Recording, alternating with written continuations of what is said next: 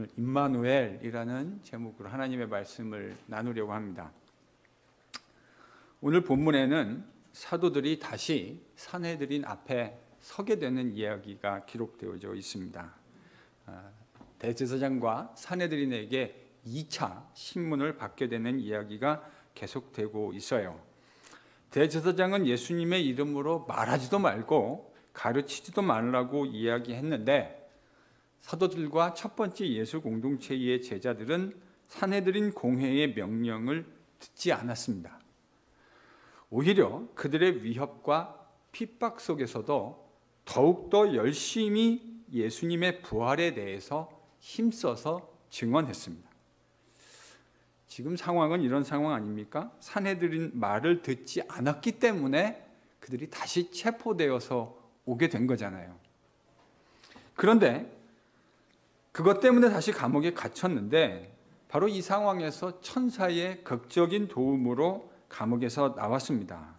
그런데도 그들은 하나님의 뜻을 따라 집으로 돌아가지 않고 성전에 서서 예수 그리스도의 부활의 복음을 증거했던 것이죠. 바로 그 일 때문에 다시금 산헤드린 앞에 또 붙들려 왔습니다. 산헤드린 앞에 선 베드로와 사도들은 당당하게 이렇게 외쳤죠. 너희가 나무에 달아 죽인 예수를 우리 조상의 하나님이 살리시고 이스라엘에게 회개함과 죄사함을 주시기 위해서 그를 오른손으로 높이사 임금과 구주로 삼으셨느니라. 산헤드린은 베드로의 이 말을 듣고 분기탱천했습니다. 왜죠? 자신들의 말을 들을 거라고 하는 그 가능성이 눈꼽만치도 보이지 않았기 때문입니다. 그들은 즉시 사도들을 죽이려고 하는 계획을, 뜻을 모았습니다. 전혀 놀라운 일은 아닙니다. 불과 얼마 전 그들은 바로 이런 모습 때문에 예수님을 죽이기 위해서 모의했고, 그리고 로마인들의 손을 빌려서 예수님을 십자가에서 끔찍하게 죽게 했습니다. 그런 그들이 이제는 예수님의 제자였던 사도들을 죽이려고 마음먹은 겁니다. 이제요, 제자들은 꼼짝달싹 할 수 없이 죽게 된 상황이 되었습니다. 지금 제자들을 죽이려 하는 사람들이 산헤드린이잖아요. 불과 얼마 전에 이들의 계획과 음모에 의해서 예수님은 십자가에서 돌아가셨습니다. 상황만 놓고 보면 이들은 이제 산헤드린에 의해서 죽음을 맞게 되는 것이 거의 초읽기에 들어갔던 그런 상황이 되었습니다. 그런데요, 이 상황에서 전혀 예상하지 못했던 인물이 등장합니다. 여러분, 본문 34절과 35절을 함께 읽겠습니다. 같이 읽죠. 34절, 35절입니다. 시작.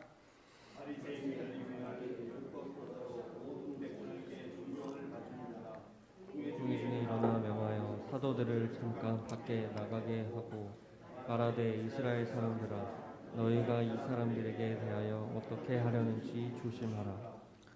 지금 누가 등장했냐면, 이 절체절명의 순간에 바울 사도의 선생님이기도 했던 가말리엘 율법교사가 등장했습니다. 그는 율법교사로 그 당시 유대 사회에 매우 존경받는 사회의 원로 중에 한 분이셨어요.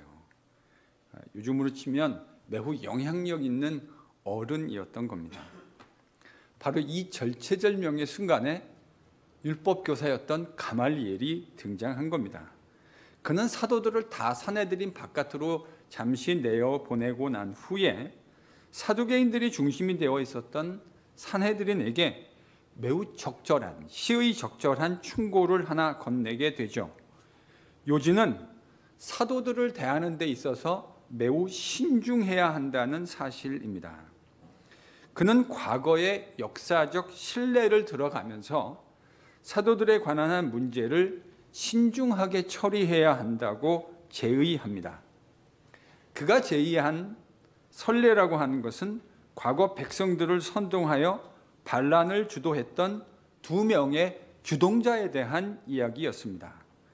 이 사람들의 이야기는 사도행전에서 지금 가말리엘의 입에서도 등장하고 있지만 유대 역사가로 유명한 요세푸스라고 하는 사람의 글 속에서도 이 두 이야기가 등장합니다.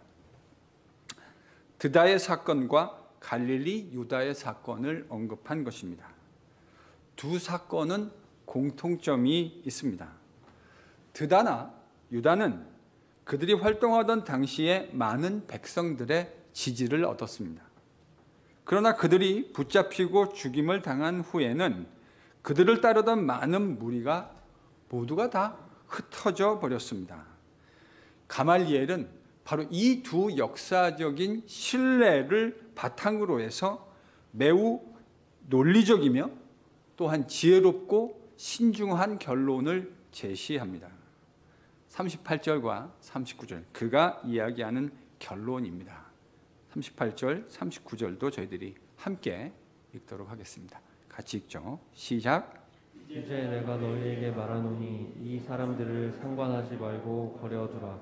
이 사상과 이 소행이 사람으로부터 났으면 무너질 것이요 만일 하나님께로부터 났으면 너희가 그들을 무너뜨릴 수 없겠고 도리어 하나님을 대적하는 자가 될까 하노라 하니. 네. 지금 이 가말리엘의 결론이 뭐죠? 지금 죽이려고 하고 있잖아요. 사내들이는 사도들을 죽이려고 하고 있는데 여기서 가만히 모든 정황을 다 보고 있던 가말리엘이 이렇게 제안했어요. 결론이 뭐죠? 가만둬라. 가만 내비둬라. 가만 내비두라는 이유가 뭐냐면 만약에 지금 이 사도들이 하고 있는 이 사상과 그들의 일들이 사람으로부터 시작되었으면 반드시 무너질 거라는 거예요. 그런데 만일 이것이 사람으로부터 기인하지 않고 하나님으로부터 기인했다고 한다면 너희의 힘으로 그 하나님이 하시는 일들을 무너뜨릴 수 없고 도리어 너희가 하나님이 하는 일의 대적자가 될 수 있다고 하는 매우 중요한 신중론을 핀 겁니다. 참 이 상황을 보면요, 가말리엘이 지금 예수님을 믿는 사람은 아니었어요. 그건 틀림없는 것 같아요. 왜냐하면 가말리엘의 제자였던 바울도 이 당시만 하면 아직 예수님을 믿고 있지 않는 시점이었습니다. 그런데 만약에 지금 일어나고 있는 이 사도들의 일들이 하나님으로부터 기인하는 일이라고 한다면 그것은 아주 어리석은 일이 될 수 있다는 거죠. 사내들이 하고 있는 이 일들이 매우 어리석은 일이 될 수 있다. 이런 취지로 발언한 겁니다. 저는 이 가말리의 발언이 매우 신중한 발언이라고 생각합니다. 가말리엘의 이 신중한 제안은 산헤드린 공회원들이 듣기에 설득력이 있었습니다. 결국 가말리엘이 신중하고 또한 역사에 근거한 신중한 통찰력 있는 균형 잡힌 이야기 때문에 산헤드린은 사도들을 죽이려 했던 그들의 오리지널 플랜을 철회합니다. 대신 산헤드린은 다시 사도들을 공회로 불러들여서는 채찍질하고 최초에 그들이 했던 것과 근본적으로 동일한 이야기, 즉 예수의 이름으로 말하지 말라라고 하는 이야기를 하고 그들을 풀어주게 됩니다. 이 일련의 사건들 속에서도 놀라운 건 사도들의 일관된 태도입니다. 사도들은 지금 이런 고난을 겪고 있잖아요. 그런데 이 고난의 한복판에서도 기뻐하고 있어요. 그들이 기뻐하고 있는 내용이 무엇입니까? 자신들이 예수 그리스도의 이름을 위해서 능욕받고 고통당하고 있는 자로 하나님이 합당히 여겨준다고 하는 바로 이 한 가지 사실. 사람은 누구나 고난을 당하고 핍박당하는 것이 힘들고 어렵습니다. 그런데 그 고난과 핍박의 한복판에서 내가 주님 때문에 주님의 이름을 위해서 그와 같은 고난당하는 상황에 처하게 됐다고 하는 그 사실이 그저 그들은 감사하고 기뻤어요. 내가 어쩌다가 주님 때문에 이런 고난을 당할 수 있는 사람이 되었는가? 내가 주님과 진짜 한편이구나. 주님이 우리 요한복음 묵상할 때 고별설교에서 그러셨잖아요. 너희를 미워하거든 너희보다 나를 먼저 미워했다고 하는 사실을 기억해라. 세상이 너희들 미워하는 거에 대해서 전혀 이상하게 생각하지 말아라. 나를 먼저 미워했다. 그러니까요, 예수님이 말씀에 근거해서 사도들은 이렇게 생각한 거예요. 내가 예수님 때문에 핍박받고 있는 그것이 바로 내가 예수님의 진짜 제자이고 예수님의 사람이란 사실을 확인하는 것이라고 그들이 생각했던 것이죠. 바로 그 이유 때문에 그들은 기뻐할 수 있었고 감사할 수 있었습니다. 그래서 그들은 기뻐하면서 채찍찍 맞는 게요, 이게 간단한 일이 아니에요. 지금 요즘 우리가 알고 있는 그런 채찍질이 아니라는 것 저희들이 The Passion of Christ라고 하는 그 예수님의 영화를 보면 알 수 있잖아요. 그런 매질을 당한 거예요.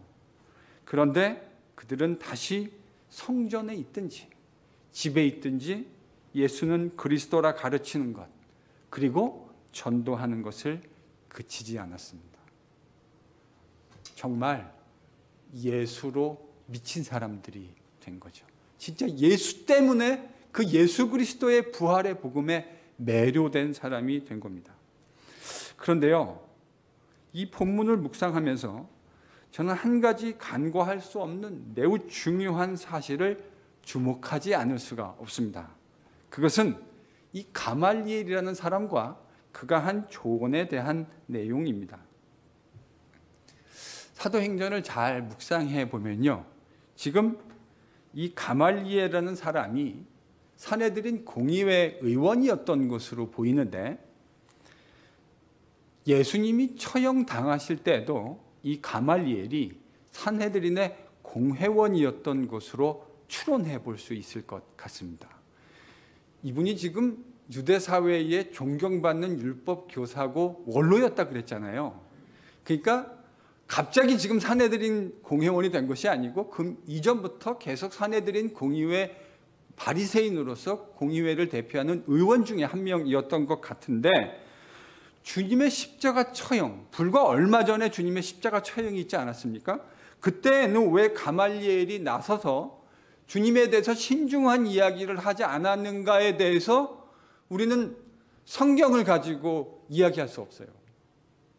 성경이 그 이야기에 대해서 아무런 이야기도 우리에게 해주지 않아요. 그래서 그 당시에는 왜 가말리엘이 침묵을 지키고 있었는가에 대해서 확정적인 이야기를 할 수 없어요. 그러다가 갑자기 왜 사도들에 대해서는 이 사람이 등장해서 사도들에 대해서 신중론을 펴게 되었는가에 대해서 우리는 정확한 이야기를 성경을 가지고 할 수 없어요. 물론 여러 가지 추측할 수 있는 부분들이 있기는 하지만 가말리엘이 왜 그때는 잠잠했다가 지금 이 순간에 나서서 이와 같은 신중론을 피는가에 대해서 확정적인 이야기를 하기는 쉽지 않습니다. 근데요, 다른 모든 것들을 다 차치해놓고, 그런데 이 가말리의 발언은 매우 지혜로운 원로의 조언이었던 것은 틀림없어요. 이 강팍했던 산헤드린이 이 가말리엘의 한마디 말을 듣고 그의 조언에 귀를 기울였기 때문입니다. 만약에 가말리엘의 조언이 없었다고 한다면 지금 붙잡혔던 사도들은 거의 모두 목숨을 잃게 될 가능성이 매우 컸었던 것 같아요. 가말리엘이 나서가지고 조언하지 않았으면 사도들은 아마 거의 다 죽임을 당했을 겁니다. 저는 이 대목에서요, 주님이 사도들에게 하셨던 그 약속이 한 가지 떠오릅니다.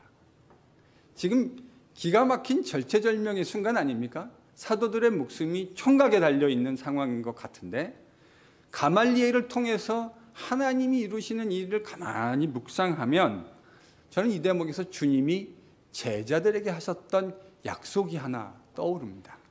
그건요, 마태복음 28장 18절에서 20절 말씀입니다.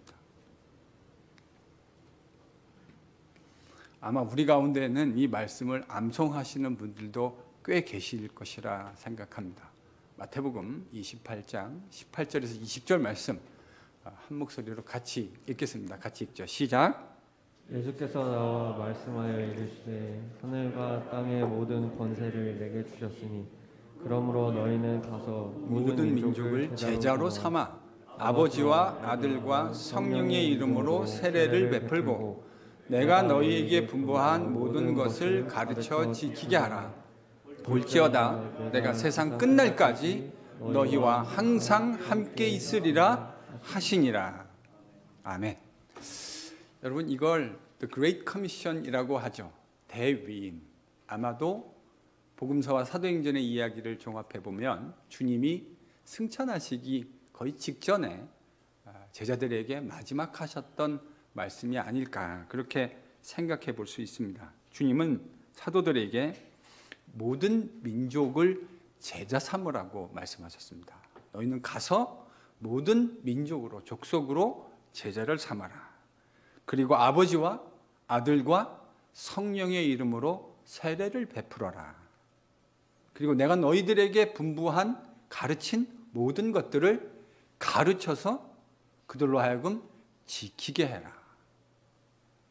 그렇게 말씀하시고 주님이 마지막에, 그 명령이잖아요. 지금까지 한 건 다 명령입니다. 가서 제자 삼고 세례 주고 가르쳐, 내가 너희에게 가르쳤던 것, 분부한 모든 것을 가르쳐 지키게 하라. 모든 게 다 명령으로 되어 있거든요. 근데 마지막은 주님의 약속이 주어져요. 이 명령을 말씀하시고 주님 뭐라고 약속하셨냐면 볼지어다 세상 끝날까지, 그 마지막 순간까지 내가 너희와 항상 함께하리라. 주님의 약속은 모든 위험 때문에 그 핍박에서 너희들을 다 지켜줄 것이다 라는 약속이 아니었고요. 그들이 핍박당하게 될 것이라는 것을 이미 주님은 고별설교에서 예언하시고 말씀하셨어요. 지금 그대로 되고 있지 않습니까? 그런데 주님의 약속은 뭐죠? 니들이 그 명령에 순종할 때 주님께서 내가 너희와 세상 끝날까지 항상 함께 있겠다. 너희들이 혼자 있는 것처럼 버려두지 않고 너희와 함께 있다고 하는 사실을 너희로 하여금 느끼게 해주겠다. 주님은 그렇게 약속해 주셨습니다. 여러분, 오늘 본문을 지금 주님이 하셨던 이 마지막 약속의 성취라고 읽어도 괜찮지 않을까요? 오늘 본문의 이야기가 주님이 제자들에게 말씀하셨던 그 명령을 너희들이 지켜갈 때에 내가 이런 약속, 너희와 항상 함께 주겠다고 하셨던 그 약속이 이루어지는 현장으로 저희들이 이해해도 괜찮지 않을까요? 주님이 부탁하신, 명령하신, 증인되고 제자 삼고 가르쳐서 지키게 하는 사역을 너희들이 감당할 때에 주님은 제자들과 함께 해주시겠다 약속하셨습니다. 오늘 그 주님의 약속이 제자들의 삶의 현장에서 이루어지고 있는 것을 보게 됩니다. 그 방법은 참으로 우리가 상상하기 쉽지 않은 방법입니다. 주님은 가말리엘이라는 율법 교사를 사용하셨습니다. 그는 비록 주님을 믿고 있지는 않았지만 매우 균형 잡힌 역사의식과 사고를 가지고 있는 신중한 학자였음에 틀림없습니다.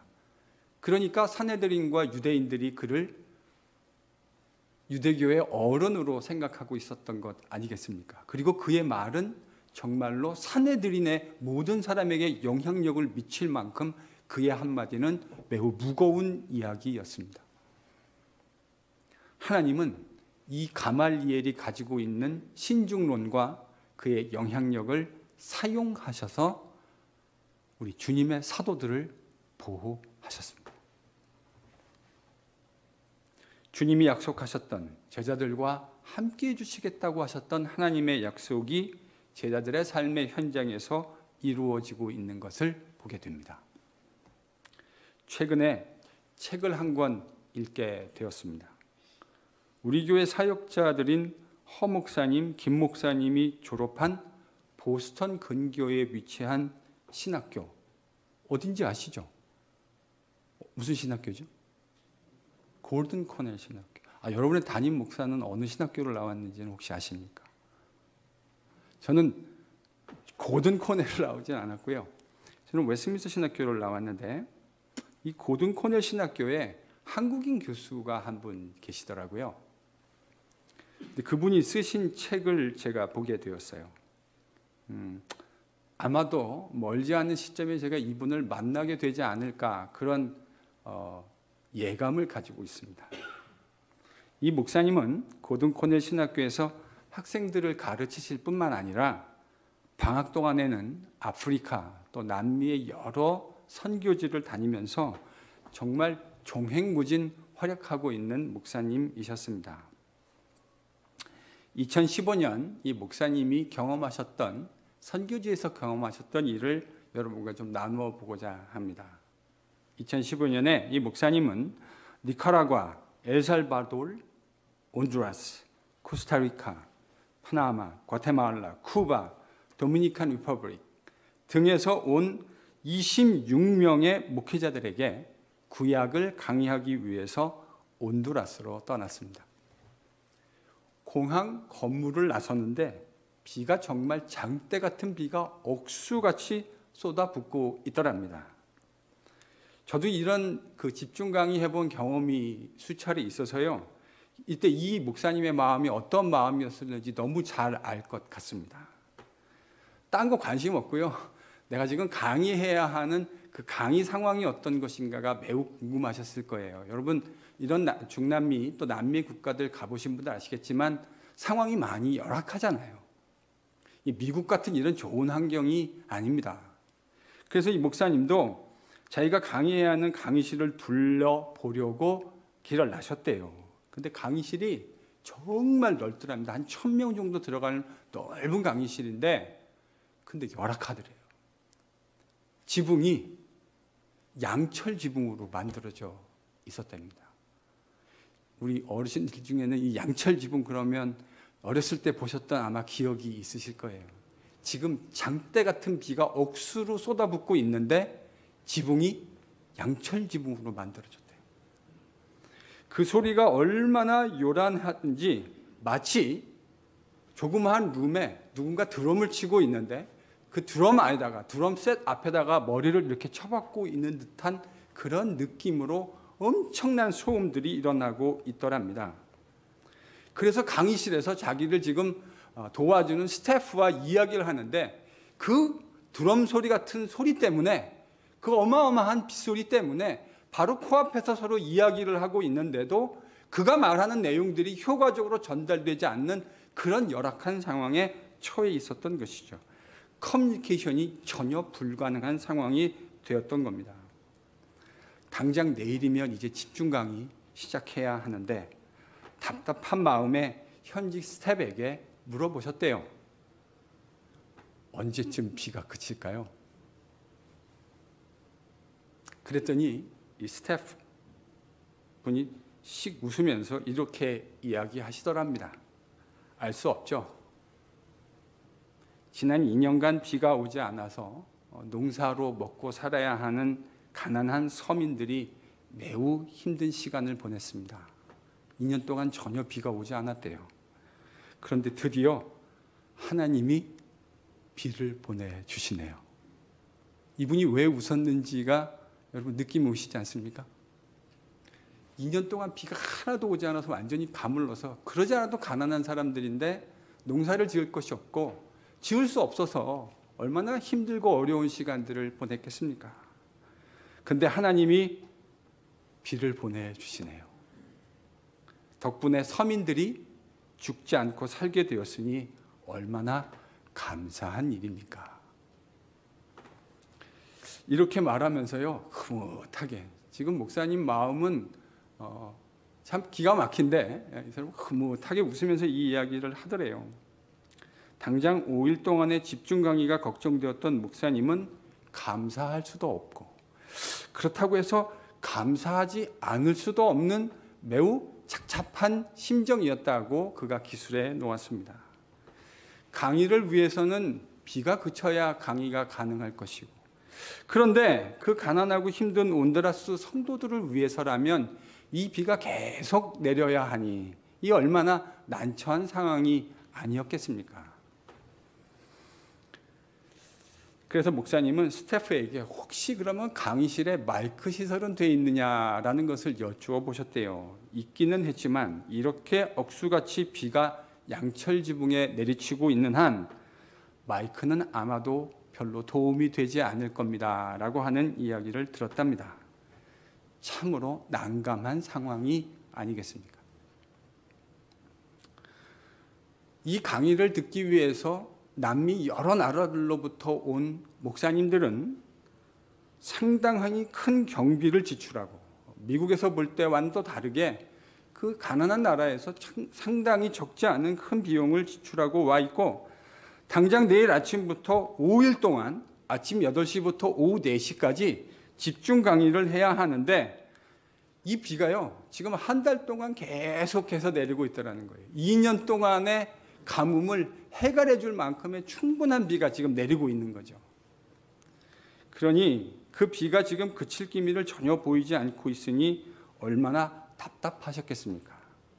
그래서 하나님께 그저 하나님 해결책을 주십시오라고 기도할 수밖에 없었다고 합니다. 그렇게 전날 밤을 가슴을 졸이면서 기도하다가 깜빡 잠이 들고 눈을 딱 떴는데 아침이 되셨대요. 어떤 일이 벌어졌을까요? 예? 지금 어떤 일이 벌어졌을까요?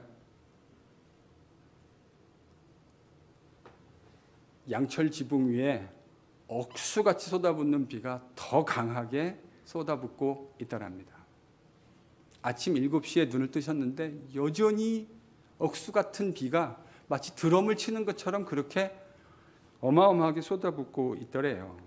그래서 아침 식사를 간단하게 하시고 이제 강의 시간이 1시간밖에 남지 않았는데 8시 강의 시간이 다 되어서 이제 숙소에서 강의 도구를 챙겨서 계속 가야 하니까 나서는데, 목사님이 그 숙소를 나서는데 아까까지 정말 억수같이 쏟아붓고 있던 비가 정말 거짓말처럼 뚝 그쳤더랍니다. 이럴 때는 할렐루야를 한번 하셔도 괜찮지 않을까요? 할렐루야. 할렐루야. 강의실에 도착하니까 그 목회자들 26분이 이 강사 목사님을 간절히 기다리고 있더래요. 자기도 너무 이게 거짓말 같아서 그 수강생 목사님들에게 물어보았답니다. 이쪽 동네에서는 이런 일들이 종종 있나 보죠? 그랬더니 수강생 목사님들이 이구동성으로 자신들이 이런 일들을 아직까지 경험해 본 일이 없더라고 이야기하더랍니다. 목사님 마음에 이러다가 언제 비가 혹시 다시 내리칠지 모르니 빨리 강의를 해야 되겠다, 조마조마한 마음을 가지고 강의를 시작하셨대요. 계속 시계를 보는데 이제 12시, 점심시간이 거의 다 돼가는데 비가 계속해서 내리지 않고 있더랍니다. 이렇게 맑은 목소리로 그들과 마이크를 가지고 1000명이 모일 수 있는 곳에 26명을 앉혀놓고 지금 강의를 하고 있는데 너무 클리어하게 들리니까 정말 살 것 같더래요. 그렇게 비가 내리지 않고 드디어 점심시간이 되어서 그들 모두는 이제 점심을 먹으러 갔습니다. 그런데 마음은 지금 다 똑같은 마음 아닐까요? 어떤 마음일까요? 빨리 비가 오기 전에 가서 점심 빨리 먹고 한 자루도 더 배워야 되겠다 하고 모두가 가서 강의실에서 공부를 시작했던 것이죠. 그렇게 1시간, 2시간, 드디어 강의 마치는 시간 오후 4시가 다 될 때까지 비는 정말 한 방울도 내리지 않더랍니다. 목사님 마음에 이런 생각이 드시더래요.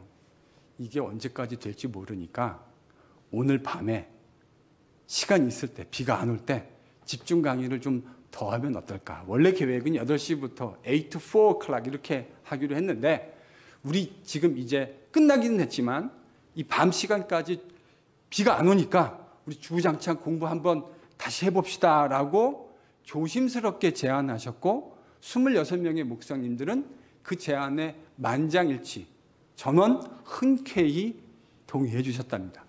그래서 강의를 하려고 이제 마이크를 붙들고 목사님이 말을 딱 하시려고 하는데 갑자기 하늘에서 다시 드럼 치는 소리가 들리기 시작하더래요. 그래서 이제 뭐라고 말씀하시려고 하는데 어차피 이 상황에서 드럼이 일단 치기 시작하면 아무리 말해도 소용이 없는 상황이 되는 것 아닙니까? 그래서 앞에 있는 와이트보드에다가 목사님이 이렇게 쓰셨대요. 내일 아침 8시에 다시 모일 것. 그리고 강의가 가능할 수 있도록 기도해 줄 것. 이렇게 2 센텐스를 쓰셨답니다. 목사님은 강의하실 때마다 사모님과 자신이 가르치는 학생들을 위해서 꼭 중보 기도해달라고 사모님과 교인들 또 학생들에게 부탁하시곤 하셨대요. 인터넷도 제대로 되지 않는 매우 열악한 온두라스의 한 마을에서 비록 사모님과 기도를 했는지를 확인할 수는 없었지만 목사님은 확신할 수 있었어요. 사랑하는 아내와 사랑하는 성도들과 내가 가르치는 사랑하는 학생들이 지금 우리를 위해서 기도하고 있구나 하는 사실을 목사님은 확신할 수 있었습니다. 그렇게 감사한 하루가 저물어가고 목사님은 하나님께 감사의 기도를 드린 후에 잠자리에 드실 수 있었습니다. 지금 계속 비가 내리고 있는 상황이죠. 아침에 일어났습니다. 어떤 일이 일어났을까요? 여전히 비가 내리고 있었습니다. 드럼 치는 소리가 요동을 하고 있었던 것이죠. 전날처럼 똑같이 아침 7시에 일어나셔서 식사를 하시고 강의 도구 챙겨서 강의실로 딱 나가려고 하는데 비가 또 정말 거짓말처럼 또 그쳐버린 겁니다. 그래서요, 수강생들하고 이 목사님이, 강사 목사님이 정말 놀라움을 감출 수 없었대요. 그런데 아직 어느 누구도 그들의 입을 통해서 하나님이 비를 멈추어 주셨군요 라고 말하는 사람은 한 사람도 없었답니다. 둘째 날 이야기예요. 다 같은 마음 아니었을까요? 언제 또 쏟아질지도 모르는 비. 빨리 비 오지 않는 이때에 강의를 열심히 해야 되겠다 하고 점심도 빨리 드시고 다시 이른 강의를, 오후 강의를 시작했더랍니다. 그렇게 수업을 하다가 시계를 보니까요, 오후 4시 강의가 끝나가는, 둘째 날 강의 끝나가는 시점이 다 되더랍니다. 어떤 일이 일어났을까요? 강의를 끝나고 마이크를 내려놓았는데요, 다시 억수같이 비가 쏟아붓기 시작하는 겁니다. 정말 귀청이 떨어질 만큼 요란한 소리를 내며 다시 비가 내리기 시작하는 것이죠.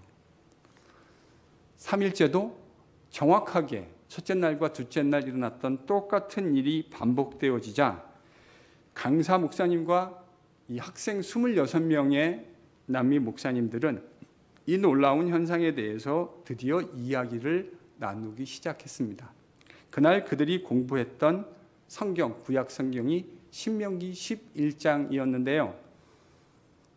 이 기막힌 상황 속에 있었던 목회자들이 함께 공부하고 묵상했던 신명기 11장 14절에는 다음과 같은 이야기가 기록되어져 있습니다.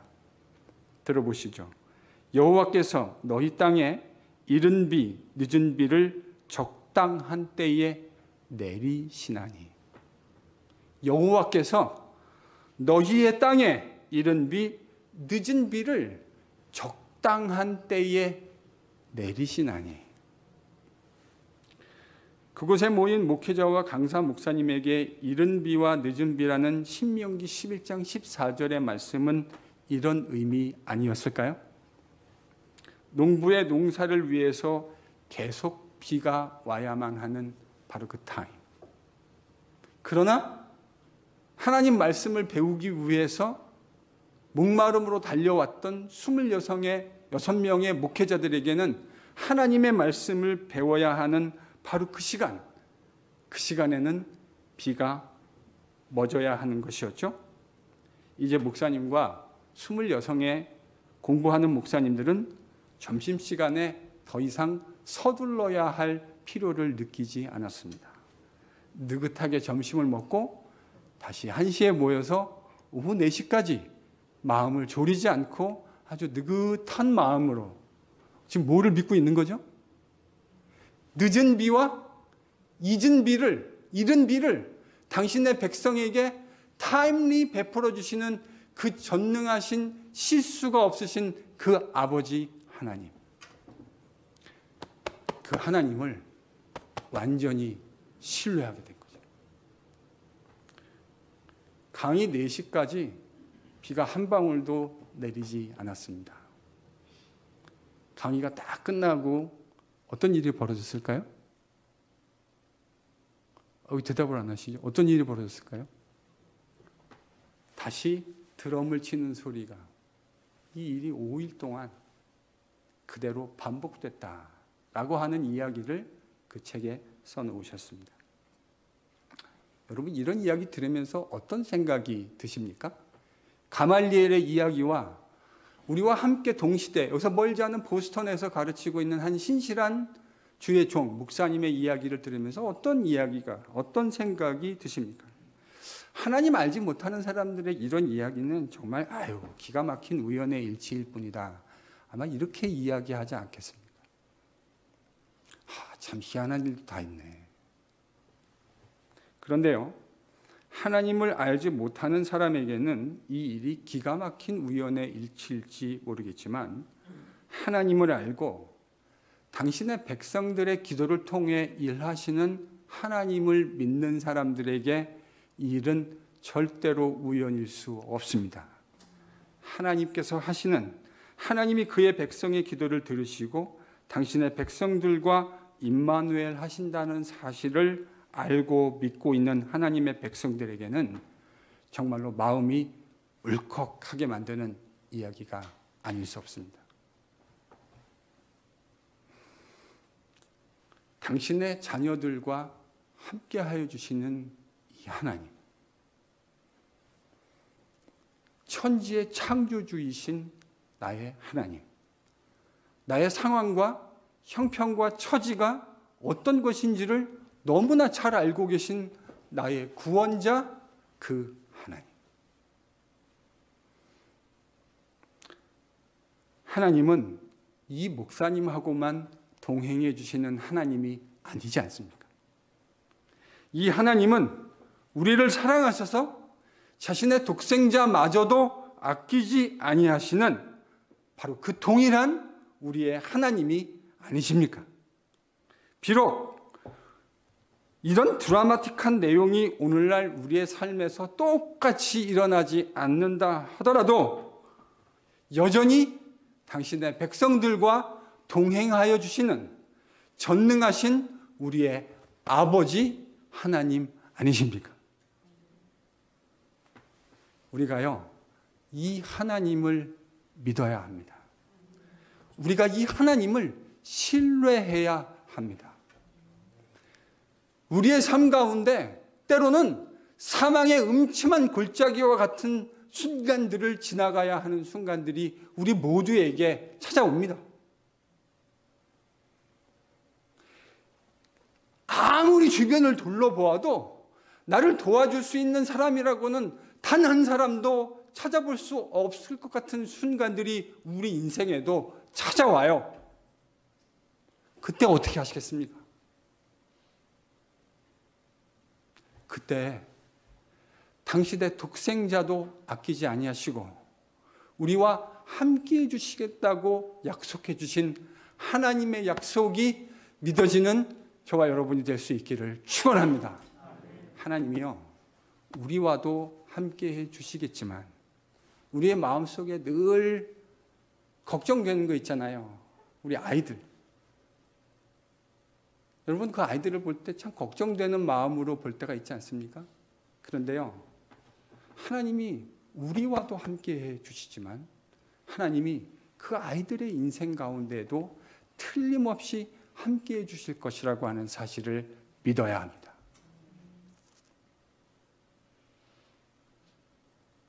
그 하나님을 진짜로 믿을 수 있는 저와 여러분이 될 수 있기를 축원합니다. 특별히 사도행전의 제자들처럼 주님 말씀에 순종해서 주님 증인으로 살아가려고 우리가 우리의 모든 마음을 다할 때 우리는 특별히 우리와 함께 해주시겠다고 하는 그 주님의 약속을 더욱더 분명하게 경험하게 될 줄로 믿습니다. 지난주 우리 교회에 안바울 선교사님 다녀가셨죠.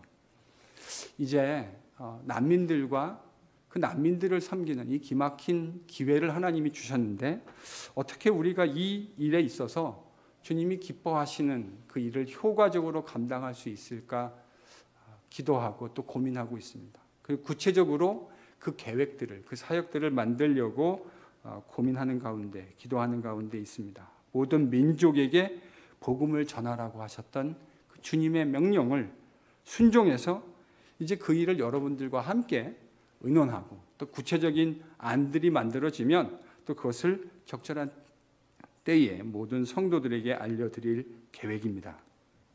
그리고 이 일에는요, 우리의 귀한 자녀들이 아름답게 사용되게 될 겁니다. 저는 그런 기대를 해요. 사실 우리가 참 좋은 이 커네리컷이라고 하는 참 좋은 곳에서 우리 아이들을 키우고 있습니다. 참 감사한 일이고 귀한 일입니다. 근데요, 어떻게 보면 이게 참 감사하고 귀한 일인데 영적인 관점에서 보면 이것이 매우 위험한 것일 수도 있어요. 참 감사한 일이에요. 이런 안전하고 평화롭고 좋은 환경에서 아이들을 키울 수 있다는 건 너무너무 감사한 일인데 이것이 도리어 아이들에게는 영적으로 플러스가 아니라 마이너스가 될 수 있는 가능성이 있다는 것을 우리 모두가 알고 있지 않습니까?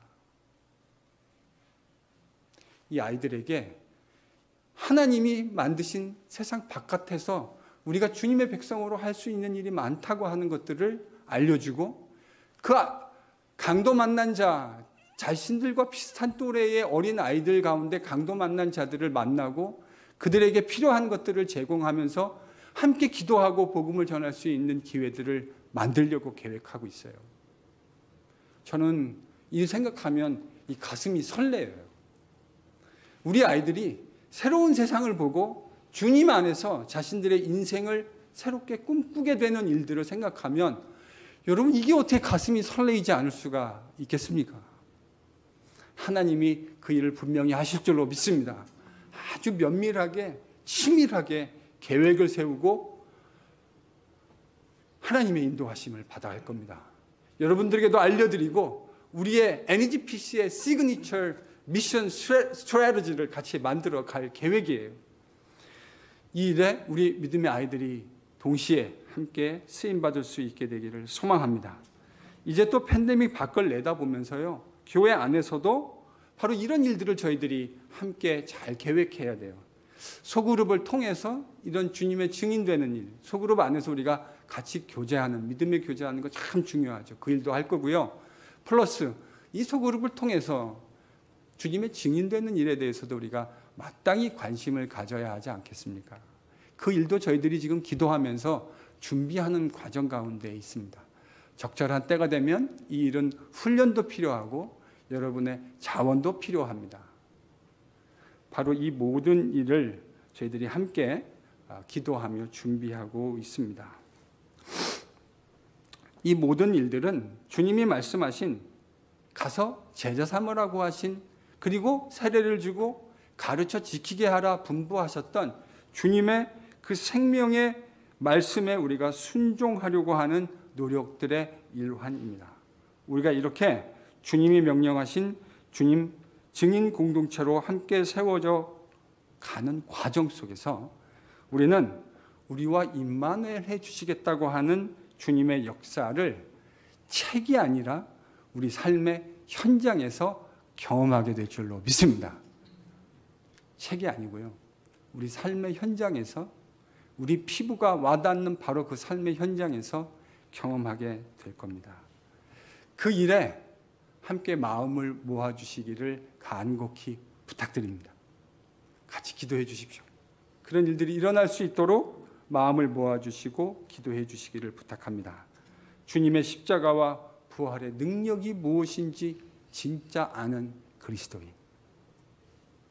그 주님의 십자가와 부활의 능력에 매료되어서 증인으로 이 땅을 살아가겠다, 그렇게 결단하는 NGPC의 모든 성도들이 될 수 있기를 예수님의 이름으로 간절히 축원합니다.